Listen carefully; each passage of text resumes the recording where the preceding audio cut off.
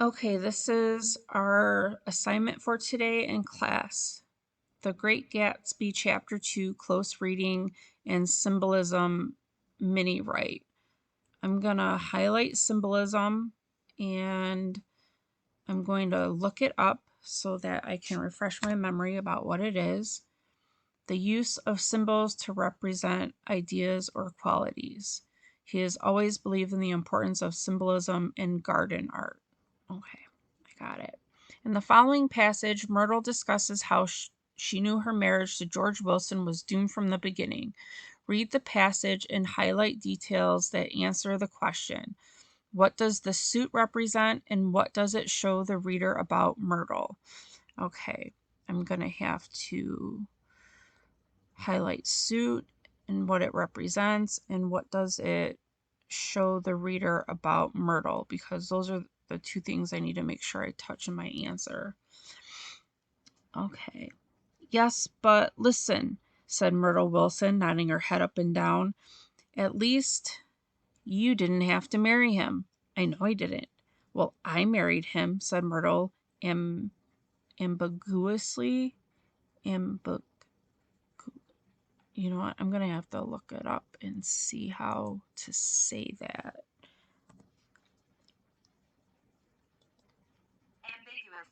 Ambiguously.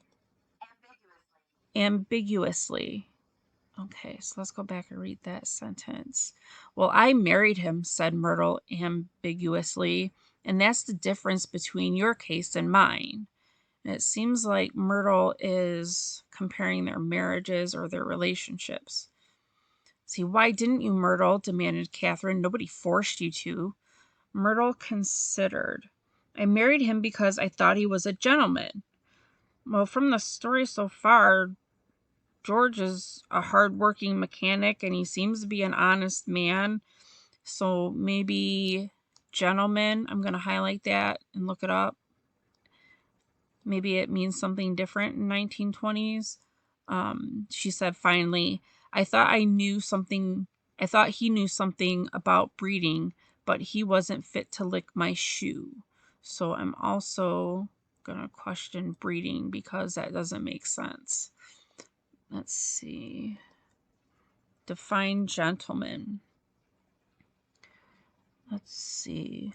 A man of good social position, especially one of wealth and leisure. But it's also chivalrous, courteous, and an honorable man, which George is, but he does not have a good social position, and he is not a wealthy man.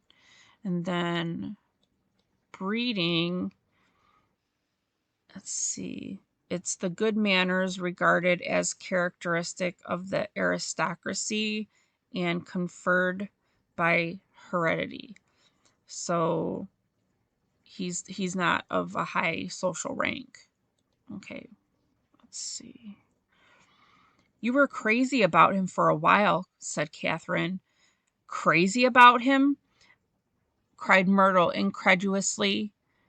Now, I know, like, breaking down this word, cred, I'm thinking, like, credit.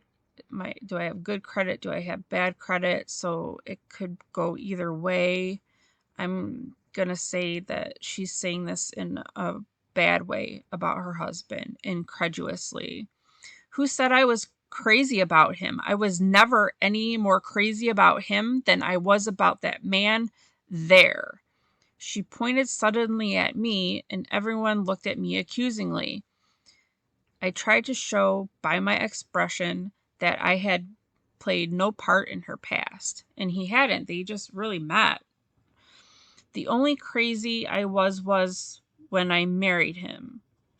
That's a weird sentence. I'm going to read it again. The only crazy I was when I married him. Perhaps maybe the author would want to put a comma there. I don't know if that's the right way. I knew right away I had made a mistake. He borrowed somebody else's best suit to get married in and never even told me about it. And the man came after it one day when he was out. So it seems like Myrtle was embarrassed that she had to give the suit back to its owner. And she's also upset at George because he borrowed a suit. So I'm wondering how long they actually dated before they got married. Like, how could she not know what George did for a living? So maybe the suit symbolizes wealth and status, and the two things that George and Myrtle, that's what they don't have.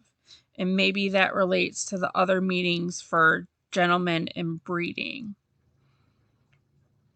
She looked around to see who was listening. She's really attention seeking. She's like a pick me girl. "Oh, is that your suit?" I said. "This is the first time I ever heard about it."